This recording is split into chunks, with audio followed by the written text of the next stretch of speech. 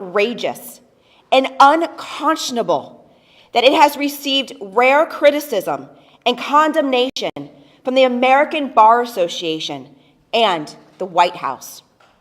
This outrage is deserving, and it should be very clear to the Florida Republicans as they are doing something that is very wrong here. Unfortunately, the warnings of the harm done, both risking the mental and physical well-being of LGBTQ students, as well as taking away our constitutional rights of freedom of speech, appear to have fallen on deaf ears. So now, this looks to be another dark day here in the Florida Capitol, as Governor DeSantis and Florida Republicans launch an all-out culture war to play to their base in an election year, rather than focusing on the real issues impacting the people of our state, including affordable housing, clean water, and food security for children and families, just to name a few. And for the Republicans in Tallahassee that keep wanting to say this is a free state, if they were actually the case, why is the House here today debating two extreme bills that are state-sanctioned hatred and censorship, plain and simple? Instead of championing freedom, the Republican legislature seems to be moving the state towards an authoritarian government, intent on criminalizing any activities that simply make them uncomfortable. To hell with the Constitution, individual freedoms, and the safety of Floridians. But it doesn't have to be this way. It is not too late to pump the brakes on these dangerous bills before they become law and do irreparable harm. To all of the members of the Florida House, please hear the countless calls from your constituents and vote no on the Don't Say Gay bill and HB 7 today. I'd like to now turn it over to some true champions for freedom in the Florida House who've been fighting these issues and these hatred measures every step along the way. So first, Representative Michelle Raynor. Thank you so much, Commissioner, and thank you so much for your leadership, because to be quite honest, we haven't had leadership from the executive level but for Commissioner Freed, especially on these issues. Many of you know me. My name is Representative Michelle Raynor. I am the first openly Black LGBTQ woman to ever hold public office in the state of Florida, and most certainly to ever be elected to this legislature. And when I got elected, I was so excited to come and do the work, right? I was so excited to tackle issues such as affordable housing and clean water and environmental justice. And last year, we were met immediately with a hateful trans bill that meant that our children could not play.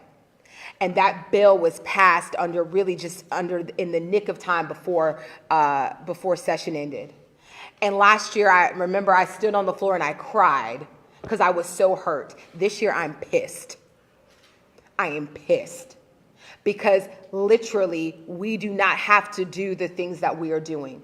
We have two bills, and I stand at the intersection of race, in the intersection of my identity, and the intersection of who I love. And so we understand that these bills are going to harm our children the most. There is a level of privilege that I have as a grown woman that I can navigate this bill and these things, but it's our children that do not have that privilege. And most certainly, it's our most marginalized children, our trans children, our Black and brown children who do not have the ability to be able to navigate these things in a way that other folks can do this.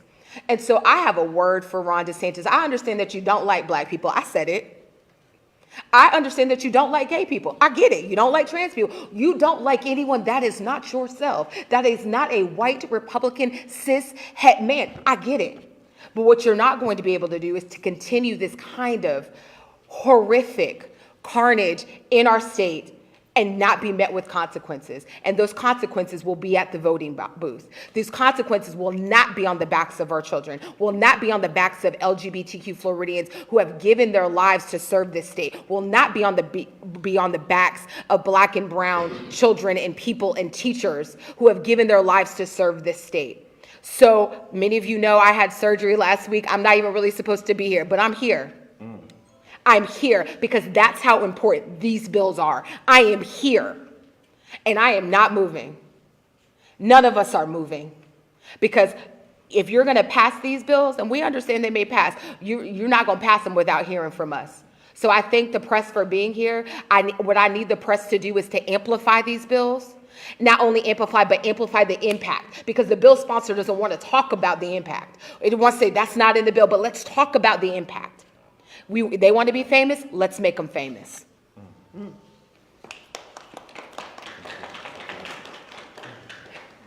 Thank you, Representative Raynor, and thank you, Commissioner Freed, for assembling this important moment right now as we go into the Florida House.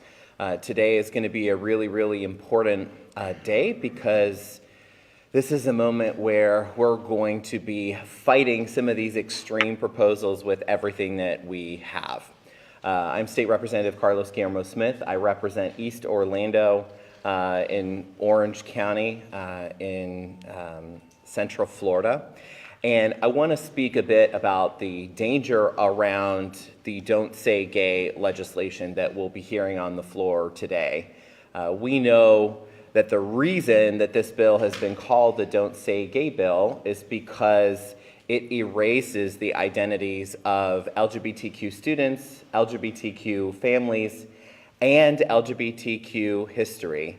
It sends a really, really dangerous message that conversations about people like myself, LGBTQ Floridians, folks who are a healthy and normal part of every society and every single school, it sends a dangerous message that conversations about us in the classroom in and of themselves are dangerous. They are not dangerous. But this bill has actually been recently, or is about to be amended, to be substantially worse than it already is. We have seen that the sponsor of the bill in the House has introduced an amendment on the floor for today that we will vote on today that basically requires a school, once they have already assessed and identified that releasing information about a student to a parent would reasonably result in neglect, abandonment, or abuse, the amendment requires the school to disclose the information anyway, and gives the school no more than 6 weeks to disclose this information to a parent, while full knowing that doing so will actually put the child in harm's way. I think that this amendment speaks to the callous disregard for the well-being of children. I had to actually read the amendment several times before I started talking about it publicly, not because I didn't understand it, but because I couldn't comprehend why my Republican colleagues would do something so cruel. Why they would specifically say, in circumstances where the school or a reasonably prudent member of school staff believes that disclosure to a parent will result in neglect, abuse, or abandonment of the child, you must disclose it anyway. And 6 weeks, what is supposed to happen in 6 weeks? So I just want to help folks understand what this means. This is the forced outing of an LGBTQ child to an unsupportive parent who is not ready. 40% of homeless youth identify as LGBTQ. 40%, almost half of homeless youth identify as LGBTQ. How did that happen?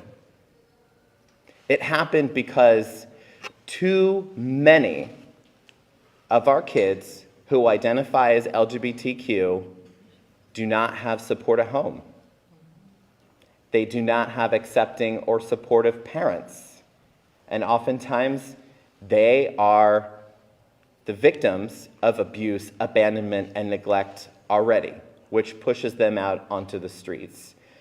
So this bill, through this amendment, makes the crisis with homeless youth worse for Florida's children. And it also makes another crisis with our kids, which is the epidemic of youth suicide. LGBTQ youth are 4 times more likely to attempt suicide than their peers. Why? Are they predisposed to be more likely to attempt suicide? No, they're not predisposed here. But the conditions that they are sometimes subject to when they have unsupportive family members, a home that rejects them, and depending on what school district they're in, possibly a school that doesn't support them either, some students feel that they can't succeed. This is why it is so important not only for us to fight back against this dangerous legislation, but also to make sure that we don't chill, but that we expand safe and healthy schools policies that help LGBTQ youth succeed in our public schools. Because these programs save lives. They save the lives of our young people. They've been proven to work. And yet, the supporters of the Don't Say Gay bill, they bring forward no facts as it relates to why they're doing this. All they bring is rhetoric. And we're literally about to put our kids in harm's way. And that is why myself, Representative Raynor, Representative Arrington, Representative Morales, Commissioner Freed, so many of us are going to be standing up against this bad legislation. Thank you.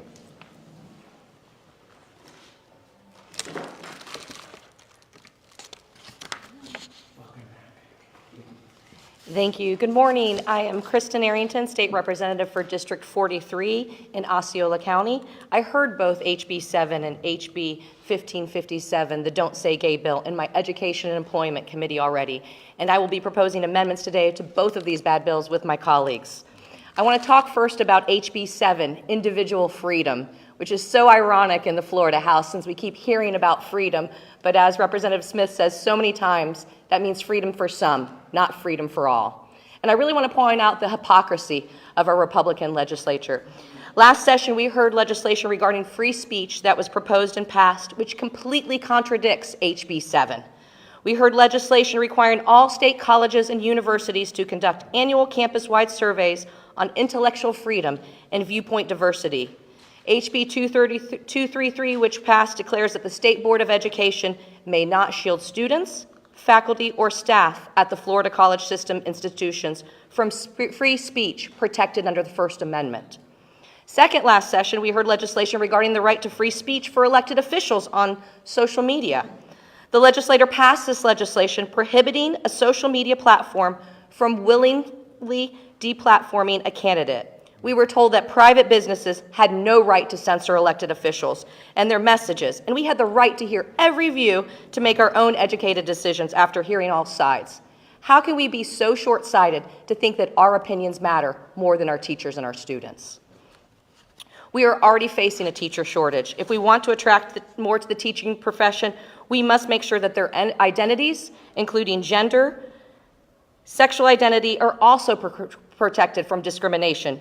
We just need to let our teachers do what they do best, teach. If we continue passing legislation that creates more barriers, more discrimination, and possible retaliation for doing their job, we will continue to see teachers leave the state of Florida. Today, I'll be proposing amendments to insert gender, gender identity, and sexual identity to be protected classes of people in this bill. And I will also be proposing an amendment to remove businesses from the bill so they are not penalized for doing their diversity training. The hospitality industry is so important, especially in Central Florida where I'm from. It plays a huge role in our economy, bringing both billions of dollars in revenue and employing hundreds of thousands of Floridians. With that said, the role of the hospitality industry is to welcome all kinds of people. How can we expect the hospitality industry to successfully do their job without property diversity training? Our businesses are just now starting to recover from the pandemic. Why are we putting strict regulations that may bring costly litigation on them that no one asked for? We should be passing legislation that not only revives businesses, but helps them thrive. And pointless regulations are not a part of that. Next, I want to talk about HB 1557, the Don't Say Gay bill. Yesterday, I received a letter, as did the sponsor and probably all my colleagues, from the Florida Association of School Psychologists. They stand firmly opposed to this bill. I think they probably have a lot more awareness of what our students and our children need than legislators in Tallahassee. They sent a letter, and it says, "We are experiencing an unprecedented mental health crisis among Florida's youth, and this crisis has even more significant consequences for our most vulnerable youth, including those that identify as LGBTQ+. The passage of this bill would create further stigma and shame for LGBTQ youth and families with LGBTQ+ members. Providing confidentiality to students is critical to help youth feel comfortable seeking health. Not only will this bill stigmatize youth who identify as LGBTQ+, but it will also send the message that school staff will be required to out them to their families, whether they are prepared for those conversations and the associated consequences with that. Today, I'll be proposing an amendment to insert gender, gender identity, and sexual identity to protected classes of people in this bill. Florida is unfortunately home to Pulse nightclub, which was the shooting that was the worst mass casualty event that targeted LGBTQ+ people in the U.S. It is our job and our responsibility to do everything we can to better protect LGBTQ+ people, and especially our young LGBTQ students. Thank you.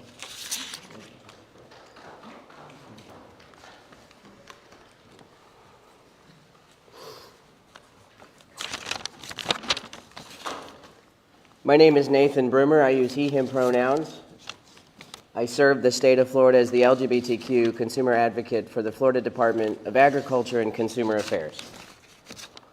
One of the many roles our agency fulfills is to advocate for and on behalf of all consumers.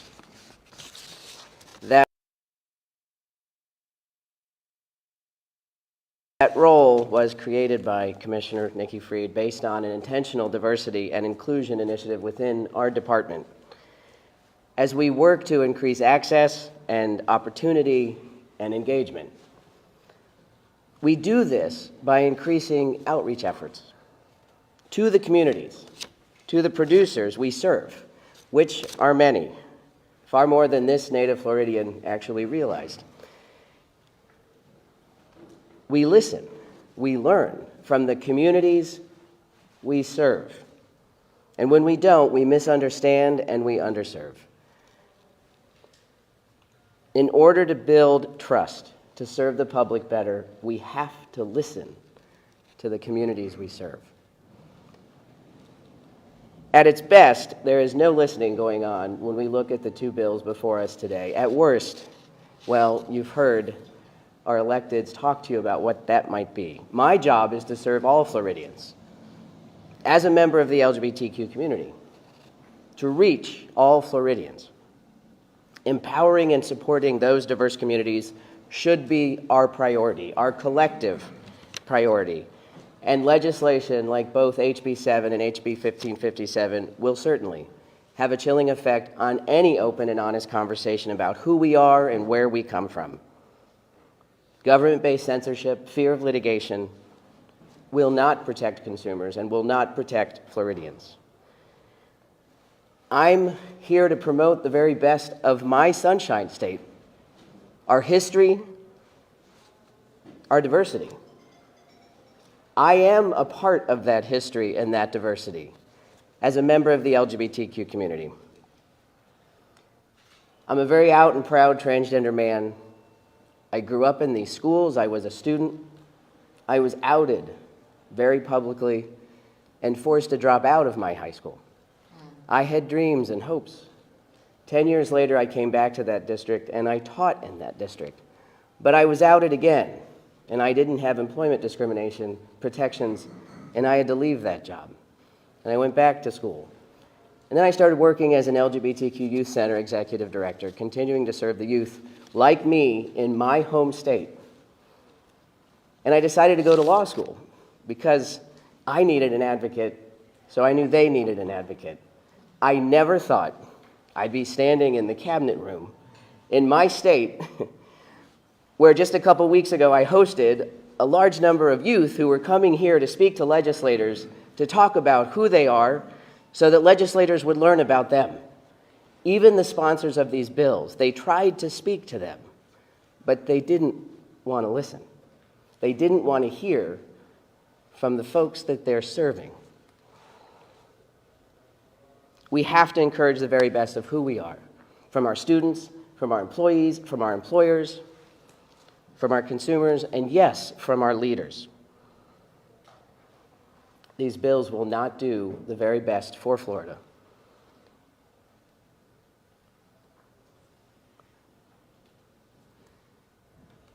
We must, as public servants, as electeds, do all we can to ensure that Floridians thrive each and every day.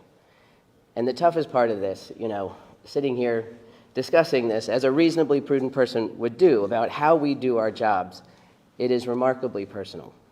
Because as you heard from Rep. Smith and Rep. Raynor and Rep. Arrington, the costs are many if we choose to not get this right at this moment. These bills can save lives or cost lives. I hope all the legislators that hear all the debate today and every day forward will at least listen. Talk to the communities you're serving, because if we don't, access and opportunity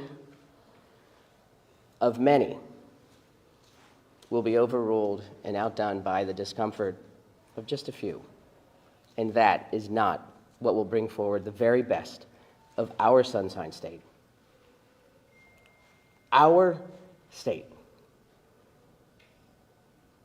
Thank you.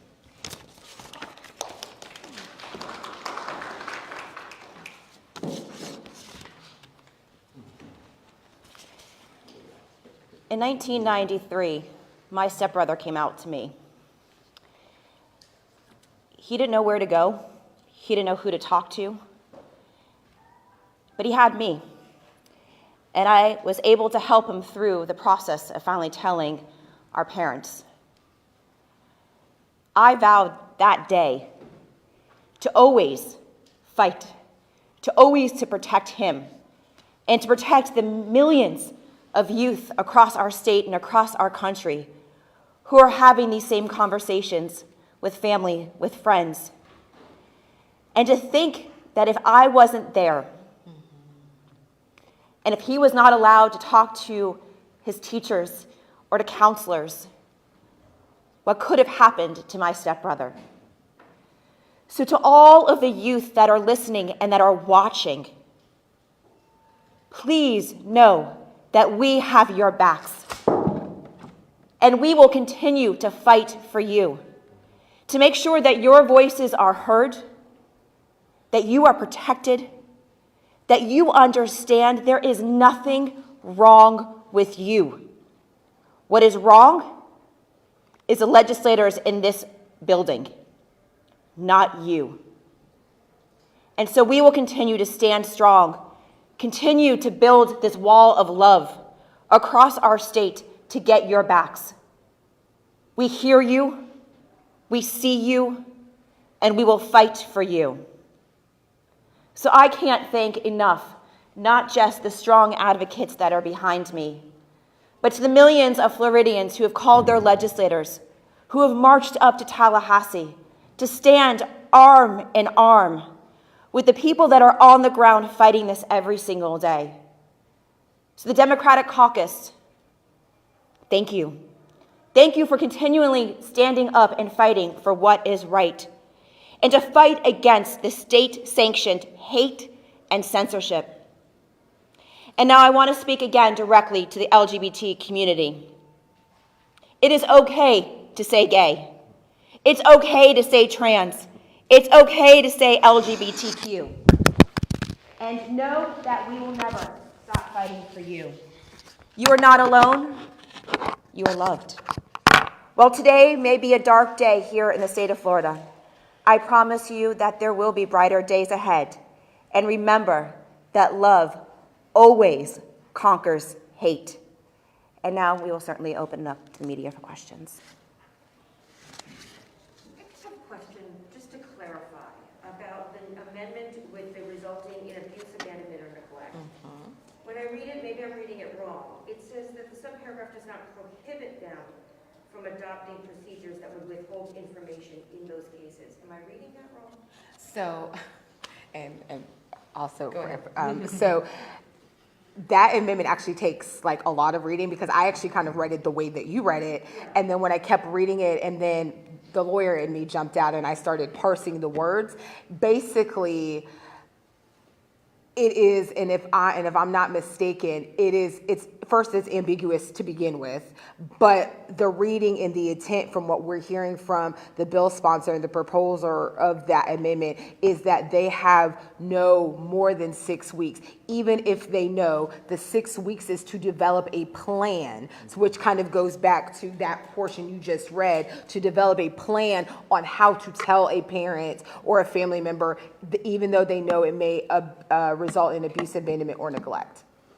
This says that it does not prohibit, meaning it would allow them to develop a way to withhold information. So that's the plan part, but then I think that as we look, and then if you look at it in the entirety of the bill, then there's going to have to be also another cause of action or another trigger to actually say, well, if we know that this will, provide abuse, abandonment, or neglect, but that on its face, the amendment will allow them up to 6 weeks if an educator or a principal or someone in their stead knows or has heard or as students come out to them to be able to develop a plan to tell that student's family.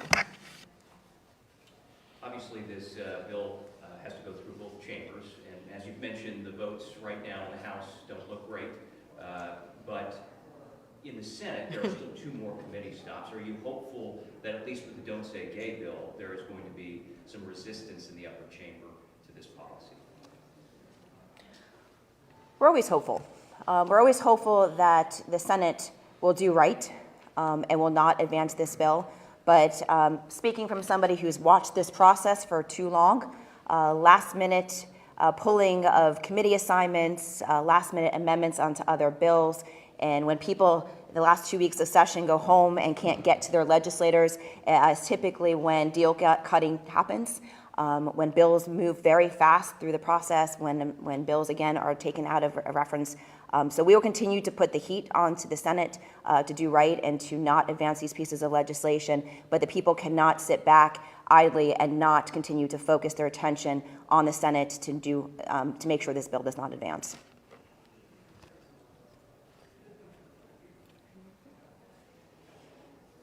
All right. Well, thank you for being here. Thank you.